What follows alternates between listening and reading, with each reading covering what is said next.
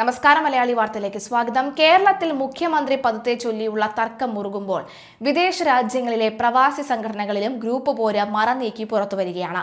VD. സതീശനെ മുഖ്യമന്ത്രിയാക്കണമെന്ന് ആവശ്യപ്പെട്ട് UAE-യിലും ബഹ്റൈനിലും കോൺഗ്രസ് അനുകൂല സംഘടനകൾ പരസ്യമായി രംഗത്ത് എത്തിയതോടുകൂടി പോര് രാജ്യാന്തര തലത്തിലേക്ക് വ്യാപിപ്പിച്ചു. തെരഞ്ഞെടുപ്പിൽ പാർട്ടിയെ മുന്നിൽ നിന്ന് നയിച്ച വി.ഡി. സതീശൻ തന്നെയാണ് മുഖ്യമന്ത്രി പദത്തിന് ഏറ്റവും അർഹനെന്ന് കോൺഗ്രസ് അനുകൂല സംഘടനയായ ഇൻകാസിന്റെ ഒരു വിഭാഗം ദുബായിൽ വാർത്താ സമ്മേളനത്തിൽ വ്യക്തമാക്കി.